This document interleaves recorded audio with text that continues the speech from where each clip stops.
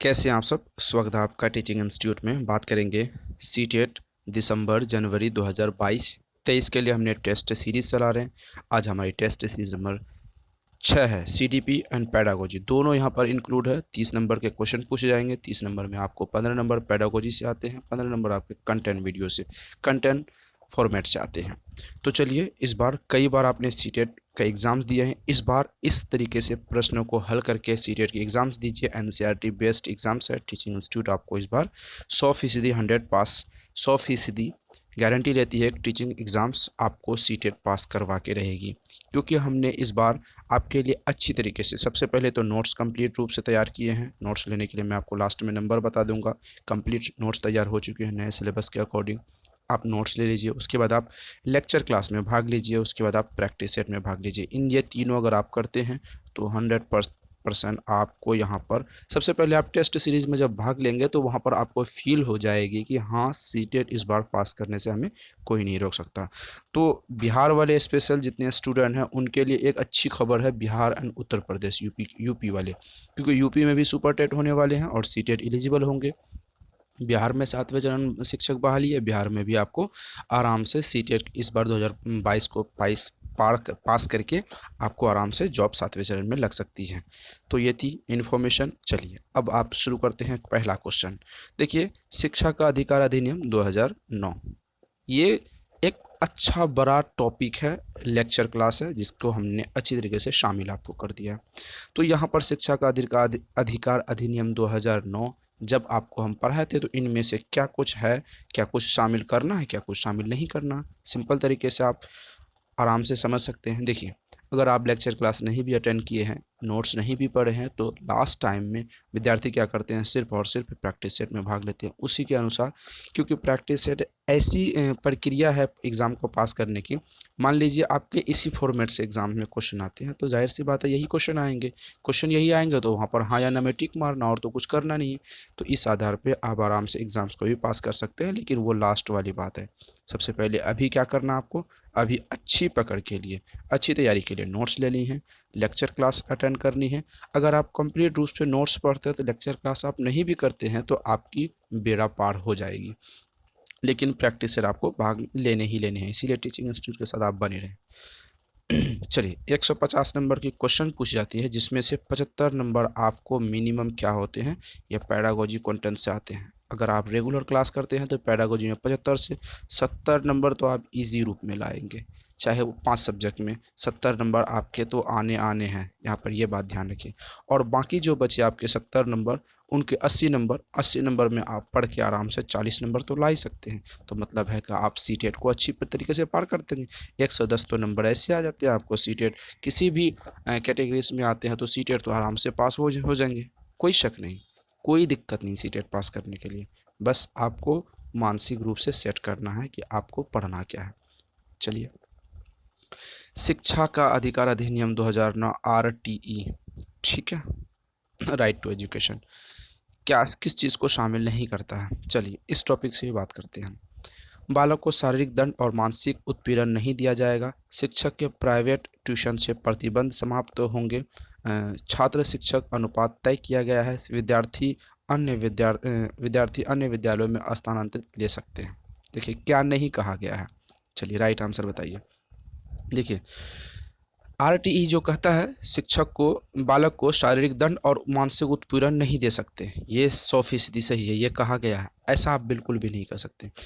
शिक्षक के private tuition से प्रतिबंध समाप्त, प्रतिबंध बिल्कुल नहीं समाप्त। मतलब यहाँ पर ये चीज़ें आप ध्यान में रखें, जब आप शिक्षक बन जाएंगे, सरकारी टीचर बन जाएंगे, तो ना तो आप किसी शैक्षणिक संस्था यानी दूसरे शैक्षणिक संस्थान में पढ़ा नहीं सकते, प्राइवेट ट्यूशन नहीं पढ़ा सकते, यह आरटीई 2009 कहता है।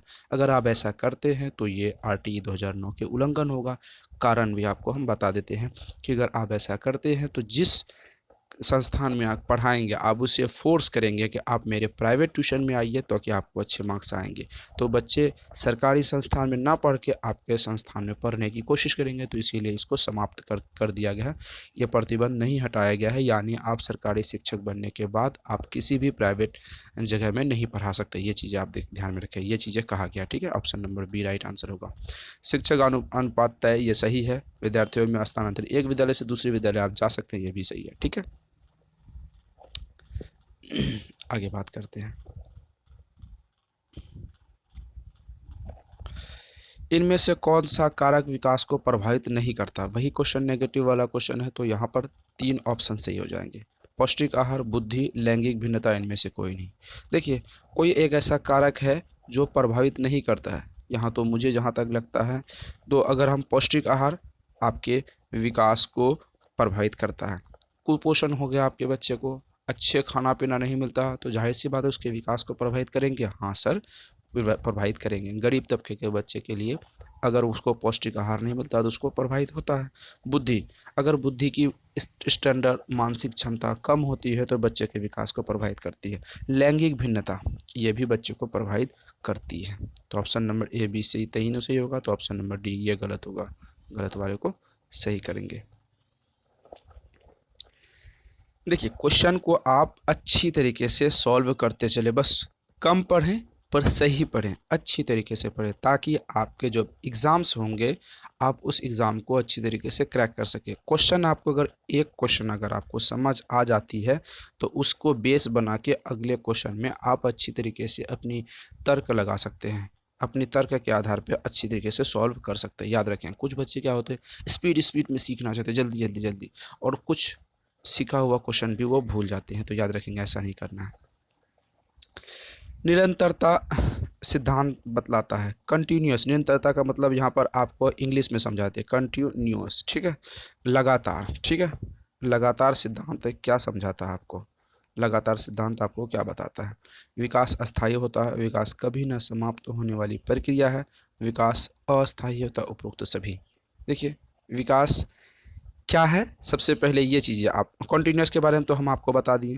अगर यहाँ पर हम बात करें तो विकास क्या है, ना तो अस्थाई है ना ही अस्थाई है, दोनों में से कुछ नहीं है। विकास ना अस्थाई है, ना वो रुकती है, ना अस्थाई है वो, ना कभी थकती है, ठीक है। तो विकास कभी ना समाप्त होने वाली प्रक्रिया है। बच्चे माँ के कोख में यानी भ्रूण में जब वो पलना शुरू होते हैं तो वहाँ से लेके मरने तक उस व्यक्ति में विकास होते हैं। तो option number B right answer.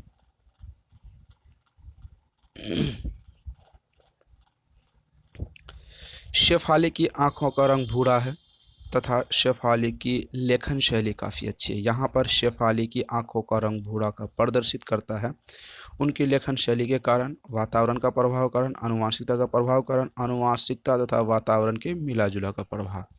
Right answer आपको बताने हैं। देखिए, शेफाली एक लड़की है, आपकी कक्षा में पढ़ती है, आप जब स्कूल में पढ़ा रहे हैं, आप भावी शिक्षक हैं देश के, आप स्कूल में पढ़ा रहे हैं, तो आपके विद्यालय में एक लड़की है शेफाली नाम करके, उसका आंखों का रंग क्या है, भूरा है। शेफाली की लेखन शैली यानी लिखती, उसकी राइटिंग भी बहुत अच्छी है। शेफाली की आंखों का रंग भूरा का कारण, यहाँ पूछा आंखों का रंग का जो भूरा है उसका कारण क्या है। देखिए, क्या उसका लेखन शैली अच्छा है इसलिए? बिल्कुल भी नहीं। वातावरण का प्रभाव, आँखों का जो रंग होता है, जब आप लैंगिक वाले चैप्टर पढ़े होंगे यानी आनुवांशिकता वाले चैप्टर पढ़े होंगे यानी हेरिडिटी वाले, जो अपने माता पिता से गुण आते हैं, बालों का रंग, आँखों का रंग, त्वचा की स्किन और व्यवहार, कुछ चीज़ें पर्यावरण से आते हैं, लेकिन कुछ चीज़ें 100% आपके, कुछ चीज़ें जो अगर आती हैं 100%, 100% आपके जो आते हैं वो आपके आनुवांशिकता पे आती है, माता पिता के हेरिडिटी पे आते हैं, यानी माता पिता के आनुवांशिकता के प्रभाव के कारण यहाँ पर आपको 100% सफलता, यहाँ आपको 100% पता चलती है कि आनुवांशिकता वातावरण के अंतर्गत आते हैं। ठीक है, कुछ यहाँ पर दिक्कत है नहीं। कुछ चीज़ें जैसे आंखों का रंग, त्वचा का रंग, बालों का रंग, वो अपने माता पिता से बच्चों में आते हैं, जो आनुवांशिकता कहते हैं। आगे बढ़ते हैं हम लोग। अधिगम की ऐसी प्रक्रिया जिसमें बालक दूसरे के व्यवहार को देखकर सीखता है, इसे कहा जाता है अनुबंधन, प्रायोगिक अधिगम, आकस्मिक अधिगम, सामाजिक अधिगम। अधिगम मतलब होता है सीखना, अधिगम का इंग्लिश होता है लर्निंग। लर्निंग जो सीखता है बच्चे, उसकी प्रक्रिया में बालक दूसरे के व्यवहार को देख के सीखते हैं, उसे अनुकरण कहते हैं। क्या कहते हैं? अनुकरण कहते हैं। ठीक है, बालक अगर किसी के दूसरे के व्यवहार को देखकर सीखते हैं तो उसे अनुकरण कहते हैं।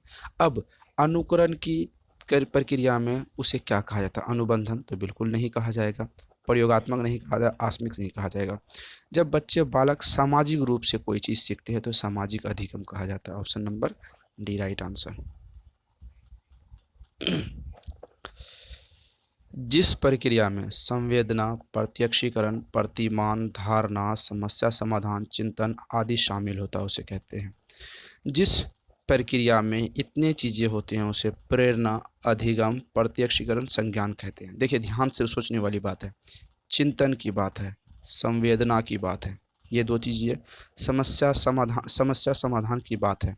तो प्रेरणा आएगी, क्या आएगी? नहीं आएगी। प्रेरणा मोटिवेशन है वो नहीं है। प्रत्यक्षीकरण, देखिए आप चिंतन करते हैं जो मस्तिष्क के अंदर करते हैं, दिमाग के अंदर करते हैं। प्रत्यक्षीकरण का मतलब होता है डायरेक्ट, ये भी नहीं होगा। अधिगम, सीख रहे नहीं, यहाँ पर सीखने की बात नहीं, आप चिंतन कर रहे, अपने मन के अंदर से चिंतन करें तो अधिगम भी नहीं होगा, क्योंकि अधिगम सीखने वाली बात हो। ये संज्ञान की बात है। प्रतिमान जो होता है आपके दिमाग में जो कॉन्सेप्ट बनता है वो संज्ञान के अंदर आता है। Option number D right answer हो जाएगा। ठीक है, कितना बेहतर तरीके से हमने क्वेश्चन को समझा। आगे बढ़ते हैं। इनमें से कौन सा मनोविज्ञान का यह मानना है कि यदि किसी बालक को दंडित करता है, नैतिक के आधार पर न सिर्फ उसके कार्य को देखना बल्कि उसके आशय को भी ध्यान रखना चाहिए? कोहलर, वाइगोस्की, कोहलवर्ग, जीन पियाजे। किसने कहा?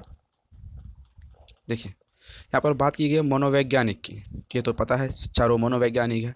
मानना है कि बालक को दंड करने की नैतिक, जहाँ नैतिकता आती है, मोरालिटी की बात जहाँ पर होती है, मोरालिटी की जहाँ पर बात हो जाती है, ठीक है, मोरालिटी की जहाँ पर बात होती है वहाँ पे जीन पियाजे महोदय आपके पहुँच जाते हैं। Option number D right answer. बिना सोचेंगे ज़्यादा नहीं, ऐसे कुछ क्वेश्चनों में हम लोग सोचने की ज़रूरत नहीं पड़ती है, क्योंकि लगातार अगर आप टेस्ट सीरीज प्रैक्टिस सेट में भाग लेते हैं तो कुछ क्वेश्चन आपको ऐसे ही बन जाएंगे, देखने के साथ आराम से क्वेश्चनों को कर पाएंगे। प्रगतिशील शिक्षा का सबसे महत्वपूर्ण उद्देश्य बालक की शक्तियों का विकास, बालक की समस्याओं का समाधान, बालक के आलोचनात्मक चिंतन पर बल देना ताकि उचित निर्णय ले सके। उपरोक्त सभी। चलिए ऑप्शन आपके सामने है, पहले राइट आंसर आप बताइए। प्रगतिशील शिक्षा का जो महत्वपूर्ण उद्देश्य है बालक की शक्तियों का विकास करना, ये सही हो जाएगा। बालक की समस्या को समाधान करना, देखिए जब बच्चा प्रगतिशील होगी तो वो बच्चा प्रगतिशील होने के साथ साथ क्या होगा, वो अपने आप शक्तियों का विकास करेगी, समस्या का समाधान करेगी। यही तो होता है प्रगतिशील शिक्षा का, प्रोग्रेसिव एजुकेशन का एक उद्देश्य है। हमने तो प्रोग्रेसिव एजुकेशन आपको जब पढ़ाए थे तो वहाँ पर डिटेल में तो हम बात कर चुके थे। बालक के आलोचनात्मक चिंतन पर बल देना, ये भी सही है, तो उपरोक्त यहाँ पर डी राइट आंसर हो जाएगा। किस मनोवैज्ञानिक ने 1911 ईस्वी में अपने सिद्धांत को सुधारते हुए यह स्वीकार किया कि बुद्धि के दो तत्व के स्थान तीन तत्व होते हैं? थॉमसन, गिलफोर्ड, स्पीयरमैन, बिने। दो के आधार पे 1911 में, याद है लेक्चर क्लास आराम से आप समझ लें। दो के स्थान पर तीन तत्व, थ्री तत्व के बारे में किसने यहाँ पर बताया था? स्पीयरमैन ने। स्पीयरमैन कितने थे? तीन चड्डी वाले थे। हमने आपको बताया था स्पीयरमैन कितने थे? तीन चड्डी वाले थे, याद रखेंगे। आगे बढ़ते हैं। स्विनय क्या है? स्वनिम क्या है?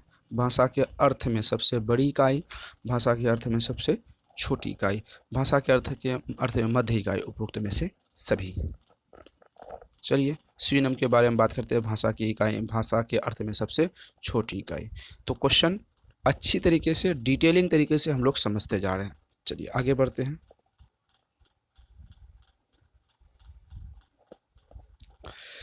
स्त्रियां घरेलू कार्य में ज़्यादा कुशल होती है, अतः स्त्रियों को नौकरी के बजाय घरेलू कार्य में ज़्यादा ध्यान देना चाहिए, पुरुषों को नौकरी करनी चाहिए। पूर्णतः सत्य है, पूर्णतः अर्ध सत्य है।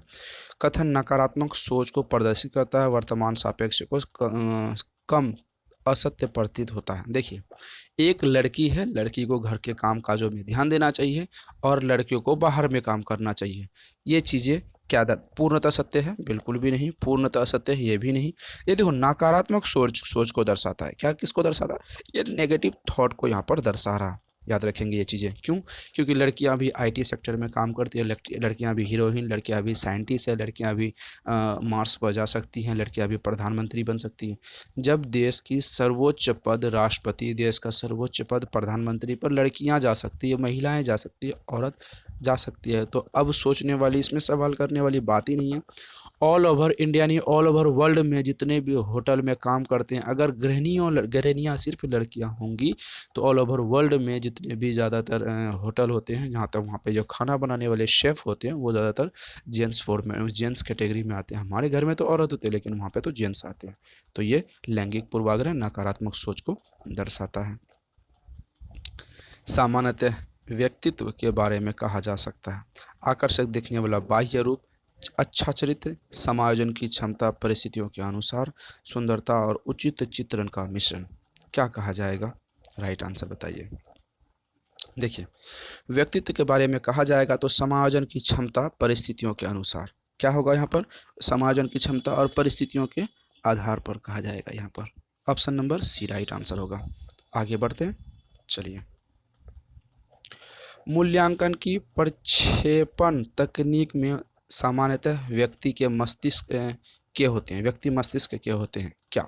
ऑप्शन ए है आपके सामने, अचेतन भाग का परीक्षण करते हैं। ऑप्शन बी, अचेतन भाग का परीक्षण करते, चेतन भाग का परीक्षण करते हैं। पूर्ण रूप से संपूर्ण शरीर का परीक्षण करते हैं। सिर्फ मानसिक रूप से परीक्षण करते हैं। सवाल क्या है आपसे आपका?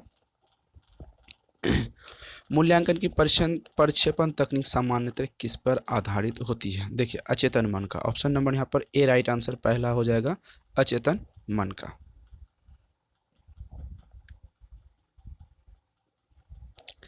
किसी परीक्षा में यह प्रश्न पूछा गया कि राम के पिता का नाम क्या है? यह प्रश्न निम्न में से किस श्रेणी में आता है? वस्तुनिष्ठ, अति लघु उत्तरीय, लघु उत्तरीय, उत्तर के छात्र के उत्तर पर निर्भर। तो पहला तो ये नहीं होगा, ये छोड़ दीजिए। अब आपके सामने ऑप्शंस बताते हैं, पहला इसे छोड़ दीजिए। किसी परीक्षा में ये सवाल पूछा गया, राम के पिता का नाम क्या है? तो ये ऑब्जेक्टिव होगा, शॉर्ट टाइप, लॉन्ग टाइप होगा या शॉर्ट टाइप होगा? तो क्या होगा? जाहिर सी बात है, देखिए ये ऑब्जेक्टिव फॉर्मेट में आते हैं, ठीक है। ऑप्शन नंबर ए राइट आंसर होगा। आगे बात करते हैं हम लोग। इनमें से कौन सा समावेशी शिक्षा के उद्देश्य नहीं है? मतलब तीन ऑप्शन सही होंगे। इंक्लूसिव एजुकेशन के बारे में अगर हम बात करें तो इनमें से तीन होंगे और एक नहीं होंगे। तो समावेशी शिक्षा में असमर्थ और सामान्य दोनों प्रकार के बालक होते हैं। असमर्थ बालक को आवश्यकता अनुसार विशेष ध्यान दिया जाता है। आगे बढ़ते हैं।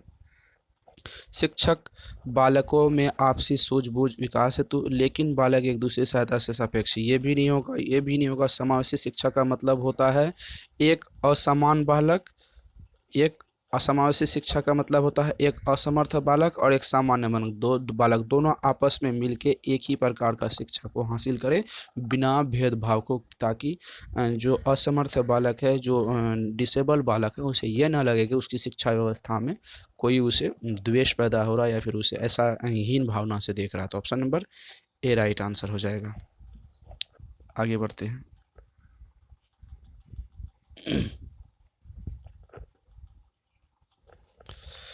असत्य कथन बताएं। आप आसपास का वातावरण भी विकास को प्रभावित करता है।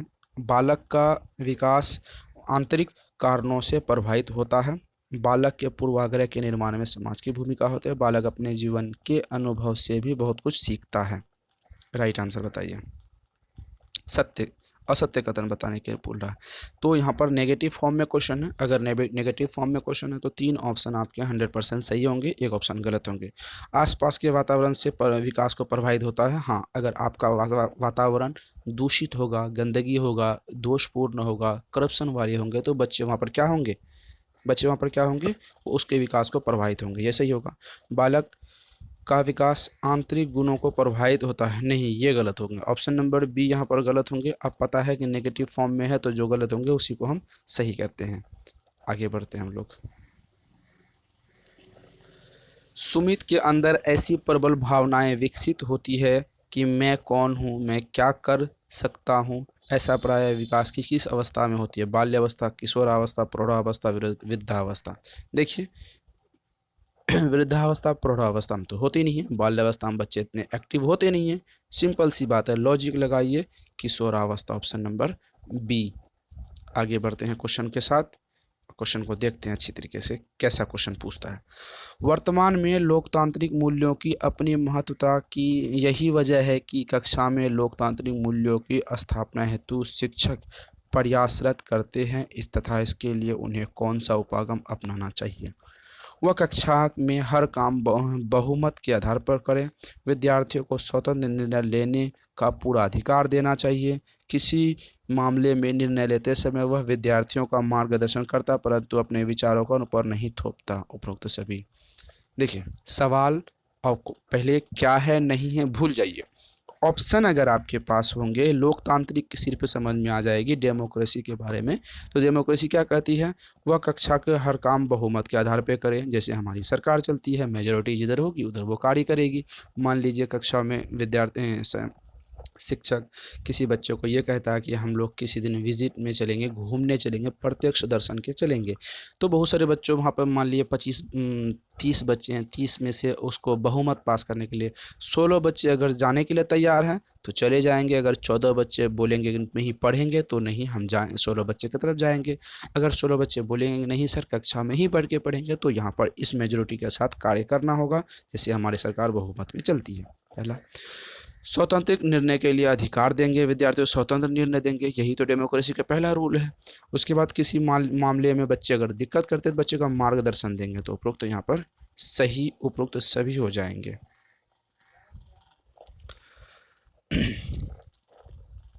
आंतरिक रूप से अभिप्रेरित बच्चों के लिए सही नहीं है, मतलब नेगेटिव क्वेश्चन। वह हमेशा सफल होते हैं, वे कार्य करते समय उच्च स्तर की ऊर्जा प्रदर्शित करते हैं, वे चुनौती भरे कार्यों को पसंद करते हैं, उन्हें कार्य करने में आनंद आता है। नेगेटिव फॉर्म में क्वेश्चन है, 3 ऑप्शन सही, 1 ऑप्शन गलत। राइट आंसर बताइए। देखिए, वे हमेशा सफल होते हैं, ये गलत होगा, ये बिल्कुल भी गलत हो जाएगा। वे हमेशा सफल होते हैं, बच्चे हमेशा कभी कभी फेल भी होते हैं, ज़रूरी नहीं है कि वे सफल होते हैं। आगे बात करते हैं हम लोग। चलिए, आशीष चलने कूदने में अक्षमता महसूस करता है, इस गति कौशल के अधिगम नियोग्यता को कहा जाता है। देखिए, वो चलने कूदने में, यानी डिस्प्रेक्सिया, डिस्फेजिया, डिस्प्रेक्सिया, डिसकैल्कुलिया, डिसलेक्सिया, वो अपने एक्टिविटी में प्रॉब्लम करते हैं। यानी यहाँ पर वो ऐसे नहीं है कि वो बोलने लिखने पढ़ने में, ऐसा नहीं है। तो याद रखेंगे, हमने आपको अधिगम नियोग्यता लर्निंग डिसऑर्डर के बारे में जब बताया था, तो यहाँ पर ध्यान रखेंगे डिसकैल्कुलिया गणित वाले, डिसलेक्सिया ये भी नहीं होगा, फेजिया ये भी नहीं होगा, तो dyspraxia option number B right answer. ज़्यादातर बच्चे इस चीज़ों को ध्यान नहीं देते, लगता है कि ये चीज़ें नहीं पूछा जाता है। डिसफ्रेजिया, डिसकैल्कुलिया, डिसलेक्सिया ये चीज़ें पढ़ते हैं, लेकिन डिसप्रेक्सिया बहुत कम बच्चे पढ़ते हैं। हमने ये चीज़ें नोटिस किया है जब हमने lecture class and practice set में आपको पढ़ा रहे थे, तब ऐसी चीज़ों को हमने नोटिस करके रखा। चलिए आगे की तरफ बढ़ते। एक शिक्षक के विषय में आपका विचार क्या है? एक शिक्षक के बारे में आपका विचार क्या है? उसे किताब के अलावा सहायक सामग्री के साथ पढ़ना चाहिए, पढ़ने के लिए अपनी किताब उसे खुद लानी चाहिए, उसे किसी विद्यार्थियों से किताब लेनी चाहिए, उसे बिना किसी किताब के ही पढ़ना चाहिए। एक शिक्षक के विषय में आपका विचार क्या है बच्चों के लिए? राइट आंसर बताइए। चलिए, आपके हिसाब से यहाँ पर राइट आंसर क्या होगा, इस बारे में बात करते हैं। उसे किताब के अलावा सहायक सामग्री भी पढ़ाना चाहिए। सिंपल सी बात है, ज़्यादा सोचने वाली यहाँ पर कुछ बात नहीं है। नरेंद्र मोदी की बात नहीं हो रही, सिर्फ नरेंद्र की बात हो रही है, ठीक है, याद रखेंगे। नरेंद्र अपनी नियमित दिनचर्या बताता है कि उसका पालन भी वह करता है। नरेंद्र निश्चित रूप से प्रेरित है वातावरण कारकों से, आंतरिक कारकों से, माता पिता के विचारों को, शिक्षक के द्वारा दिए गए निर्देशों से वे ये चीज़ों को समझ पा रहे हैं, ठीक है। तो चलिए, राइट आंसर क्या होगा आपके हिसाब से? राइट आंसर बताइए।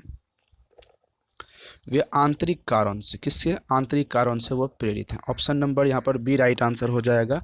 ऑप्शन नंबर बी, आंतरिक कारणों से। आगे बात करते हैं।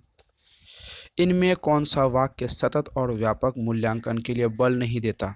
कौन सतत और व्यापक के मूल्यांकन के लिए बल नहीं देता? कौन सा वाक्य है यहाँ पर? ये सवाल आपसे पूछा है। चलिए इसका राइट आंसर आप बताइए। सीखने को किस प्रकार अवलोकित किया जाए तथा उसका रिकॉर्ड रखा जाए। शिक्षण के साथ परीक्षाओं को सामंजस्य स्थापित किया जाए। शिक्षक के क्षेत्र में बदलाव की परिस्थितियों में विद्यार्थियों को समग्र मूल्यांकन प्राप्त किया जाए। विद्यार्थियों को सर्वांगीण विकास पर बल दिया जाना चाहिए। ऑप्शन नंबर आपके सामने है, राइट आंसर आपको यहाँ पर बताने हैं, क्या राइट आंसर आपके यहाँ पर होने हैं। ठीक है, चलिए आगे बढ़ते हैं हम लोग। इसका जो राइट आंसर ऑप्शन नंबर क्या हो जाएगा, ऑप्शन नंबर यहाँ पर बी राइट आंसर हो जाएगा। शिक्षण के साथ परीक्षाओं का कैसे सामंजस्य स्थापित करना चाहिए, option number B right answer हो जाएगा। दृष्टि दोष में ग्रसित बालक को आकृतियों का ज्ञान देना चाहिए। भाषण विधि के प्रयोग का क्षेत्र भ्रमण विधि के द्वारा त्रिआयामी आकृतियों के स्पर्श के द्वारा यंत्र के द्वारा। दृष्टि दोष जो ब्लाइंड होते हैं, जिसे देख नहीं सकते हैं, जो उसे ग्रसित होते हैं, उनको यहाँ पर क्या होना चाहिए, मतलब उसे कैसे ज्ञान देना चाहिए। भाषण देने, क्षेत्र भ्रमण विधि। अब समझिए ये वाली बातें, जो क्षेत्र भ्रमण वो देख ही नहीं पाएंगे तो कैसे होंगे, त्रिआयामी आकृतियों के स्पर्श द्वारा यंत्र द्वारा। राइट आंसर बताने हैं आपको। देखिए त्रिआयामी यंत्र द्वारा, ऑप्शन नंबर 3 आयामी स्पर्श के द्वारा, भाषण के द्वारा और उसे यंत्र के द्वारा, तीनों चीज़ों के द्वारा। ठीक है, option number C right answer होगा। यदि पर्यावरण की कक्षा गतिविधि आधारित होगी तो विद्यार्थी का ज्ञान अस्थायी और सार्थक होगा। ऐसा किस विधि द्वारा सरलतापूर्वक किया जा सकता है। कहानी प्रयोग क्रियात्मक विधि, कहानी विधि। उसके बाद आगे हैं प्रोजेक्ट विधि परियोजना, मॉन्टेसरी विधि द्वारा। राइट आंसर बताइए।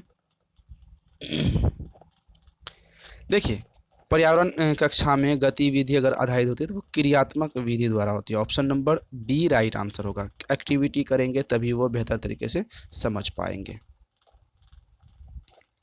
निम्नलिखित में से किस कथन से आप सहमत हैं। ऐसा कौन सा कथन है जिससे आप सहमत हैं, यानी आप इस चीज़ों को एग्री करते हैं।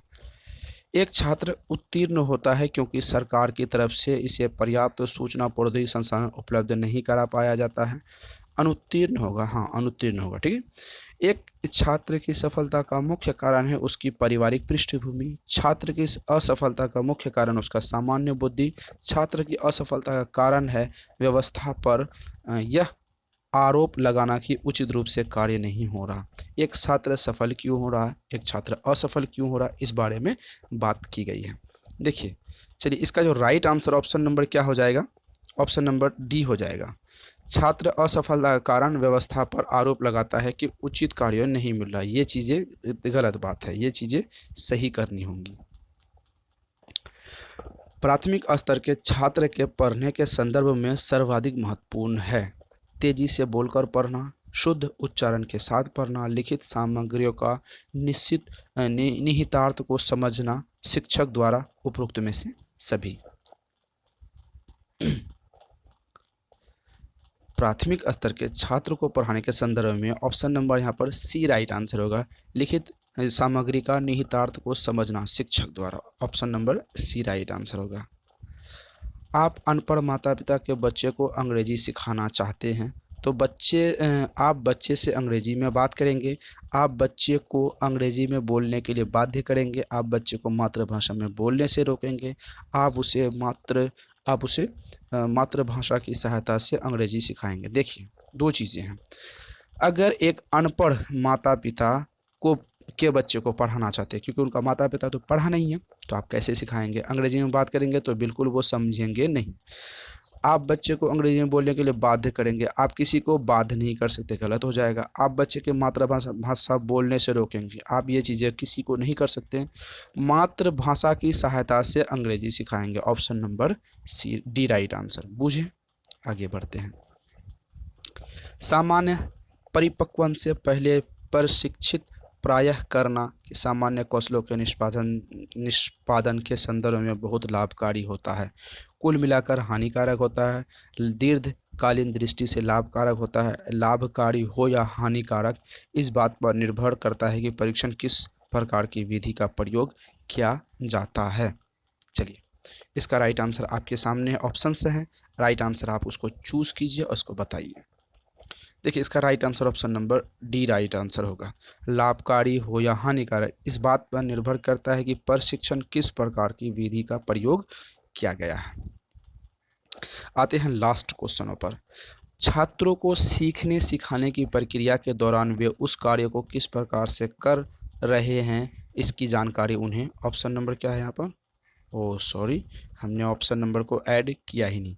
तो ये थे आज के 29 क्वेश्चन। आप मान लिए 30 में से कितने राइट आंसर कर पाएँ, आप 29 में से कितने राइट आंसर कर पाएँ। मिनिमम 24 या 25 करने होंगे आपको, तभी आपकी जो स्टैंडर्ड होगी वो बेहतर समझी जाएगी, क्योंकि एग्ज़ाम्स में क्वेश्चन कैसे आएंगे आपको पता है चल गया है टेस्ट सीरीज़ में भाग लेके।